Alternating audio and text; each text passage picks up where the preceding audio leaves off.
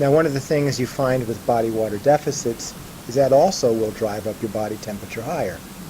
It had been thought historically that this was not necessarily a good thing, but as we're recognizing more that there's much more going on in core temperature. So some of an increase may not be bad. It may actually be a response that helps the cardiovascular system adapt.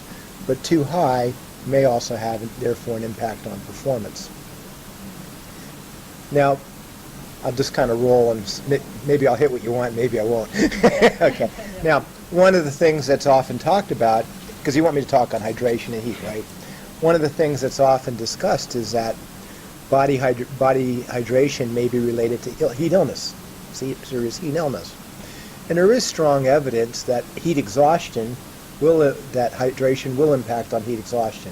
That if you decrease your total body water, that you're more likely to have heat exhaustion. Now, heat exhaustion is the least serious of your heat illnesses. Heat stroke, it had been believed that dehydration might contribute to it. That data is really not that strong, and it might be, but there's other things going on in terms of heat stroke.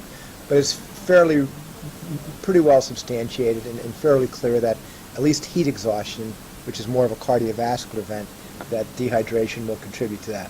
Now, when individuals, and it depends on the altitude, of course, but as individuals go to high altitude, particularly as you start getting above like 3,000 meters, they start diuresing, or they increase their urine output, because what happens is that it's probably a protective mechanism to protect from high altitude sickness.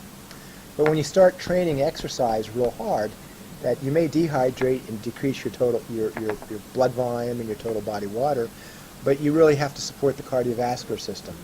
So when you go to altitude, one of the things with low oxygen tension is you get a dilation in a lot of your tissues, which stresses the cardiovascular system. So when you go to high altitude, you probably want to pay attention. And again, a moderate altitude, it may not be as important, but the higher you get, to actually rehydrate, because one, you could have large fluid losses. Two is that you've already naturally reduced your total body water and your blood volume as a protective mechanism against sickness at rest. And now when I'm exercise, I need that blood volume and that body water. So I'm starting at a deficit, so I need to replace that so that I can help sustain performance. So two areas that I focused on were experiments at high altitude, and we did about 3,000 meters in our experiments, and then heat stress.